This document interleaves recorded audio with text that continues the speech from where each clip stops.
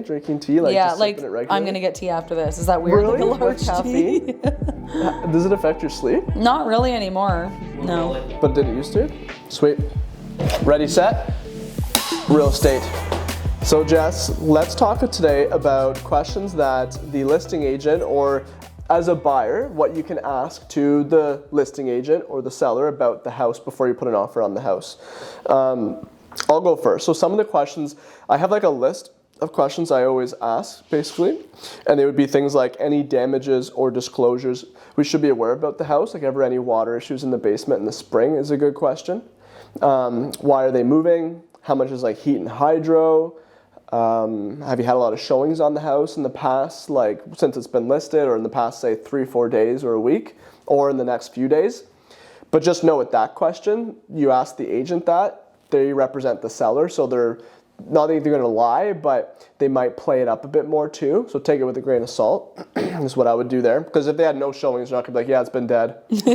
Like, bring an offer, we're motivated. Yeah. But yeah, so that, another question could be, like, why are they moving if I didn't say that already? And then heat and hydro. If you're in the country, asking about the well or the septic, so how old the septic is, how much water the well produces, if there's a well record document on file for that one. What are some other questions you could ask? Yeah, I would want to know about the lot size, like the actual lot size, where the boundaries are for the lot. Again, with the well, how much it's producing, if they have a well record, like you said. Also, if they have any water equipment as well, for like iron and sulfur and all that sort of thing, how the water is, and also the heating source, like how old the furnace is, if they're on propane, how much propane maybe they're using in the winter, or oil. If they're on oil heat, it can get expensive, so how much oil they're using, that sort of thing. Also, yeah, sometimes there's things on the listing that we want to dive deeper into, like on the actual listing sheet that we have, that might prompt some questions as well, whether or not people got permits for certain things. Like if it says that there's a new deck, for example, I might want to know, was there a permit taken out? Has the permit been closed for any renovations done on the house? Some of the newer builds, for example, a lot of them have permits that weren't signed off on in the end, so I'd want to make sure that that was done. Also wanting to make sure that, you know, if it's an estate sale, that that the probate has been completed for real, if it says that it has been, so that we can avoid any messes on closing or before closing.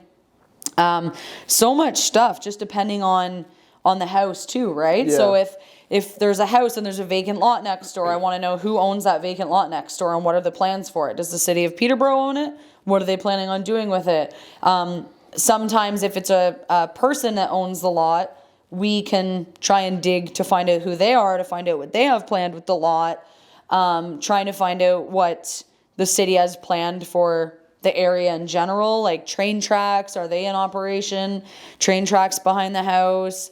Something that's being converted, a building across the street, what it's being converted into.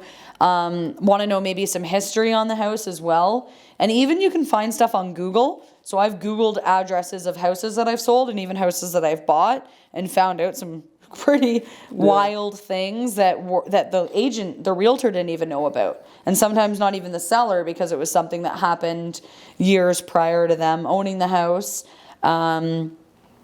Yeah, I'd want to know about the road, if it's like in the country or something, if it's maintained, like who does the plowing, who pays for the plowing, who owns the road, all that kind of thing. If it's waterfront, a whole other ball game. Lots of different things that I'd want to know there, that I'd want the listing agent or my realtor, if I was a buyer, to find out about.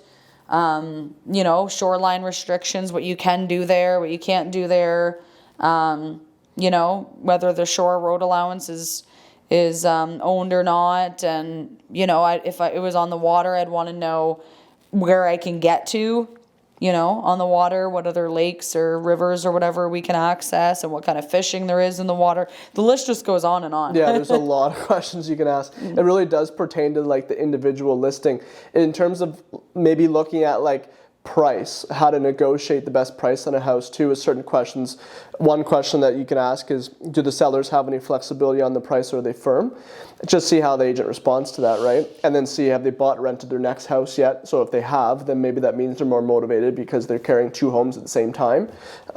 Checking to see how long the house has been on the market for days on market is another good indicator of that. If the house is vacant, so they're not actually living in the house, again, maybe because they moved out or something, how long they've owned it, what did they buy it for, which we can see as well. There's lots of different ways to kind of gauge motivation level, and the biggest one really is days on market, I think, in terms of getting like what price to start at for negotiating. And another thing that you can kind of look at too would be the old listing on the MLS. So you can go to like the history. This is something the agent can do. And I did this for my clients this past week when we offered on a house there with them. We saw it a second time for a second viewing. And I showed them the older listings. And there was an old SPIS form, a seller property identification sheet. And that just is the seller disclosing certain things about the house. It's not used that often anymore now because we're advised to not use it because of litigation. And so I like showed them that, and like you said, survey, because it's really difficult when you're buying a house to know exactly what you're buying for the land if there's not a survey. The only thing you can do is, like for us, go on Geo Warehouse, kind of show them what that shows, but that's not an accurate source. No. Well, it's an accurate source, but it's not the source. Not right? the true so definition. It has a chance of error, and it could be wrong, and therefore you cannot solely rely on it if you're trying to know. And so that should be disclosed to the buyer, like, hey, this might give you an idea, but it's not a survey. The other way is when you're at the property looking for the actual stakes on like the corners to see where the boundaries are, because that would be done by a surveyor. But do know a seller could actually like physically move it maybe. So there's always limitations with these things, but a recent survey is the best. And it gets way more complicated if you're buying a property in the country because of, like you said, shoreline road allowance. If you're buying a waterfront, can you put a dock in the water? Can you fish? Can you have boats? Things like that. Is the road maintained, not maintained? So there's just so much more. That's why a lot of agents specialize in rural properties and waterfront, because it is really its own kind of product almost. And sometimes they're kind of 3-season, sometimes they're all year round. There's way different requirements with home insurance and stuff. Buying a house like City of Peterborough is not even well and septic, most likely. It's a lot more straightforward too. But yeah, and then there's things you can find out about the house that you're just wondering about, like why is there this random thing up in the corner here? What's that for? What's this wire over here for? And like you said, permits, even a thing called work orders too, which should be disclosed if they're aware of it. But do know too that a lot of not a lot, like the way it works, and I'm pretty sure in an offer, is that the seller can only represent or warrant basically when they've lived at the house. So any prior stuff like that could be done, they might not know about, right? So when you ask them to warrant something like no water issues in the basement per se, if you put that in the offer, you're only making it so it's while they've owned the house. You could try and make it for the perpetually, but I don't know if that would stand legally. So there's limitations. That's why there's always a risk involved in buying property. But if you just like go to buy a house, look at the MLS sheet, and then the documents that are on file that the real estate agent selling the house, so call it the listing agent, has put on there, there's more things you need to do. All of the questions we just said, right? So like imagine your agent not asking any of those questions. You're really running a chance of like, the whole due diligence for the buyer, knowing things. And on top of like what we can say, anything that you as the buyer want to know too. Like, do you care if maybe the house is haunted, or like if someone passed away in the house even peacefully or something like that? That could be a good question to ask too, if that's something you as the buyer care about. You have to almost think as the buyer, like, what do I care about? What do I want to know? And not just be totally passive. And then your realtor should also be adding in a huge degree of expertise and questions and things too. Yeah, and also too, some people want to know about like schools in the area and the neighborhood, especially if they're not familiar with the neighborhood or the schools. So looking into that information for our clients is important too. Also finding out if the seller has done like a recent home inspection that they have available.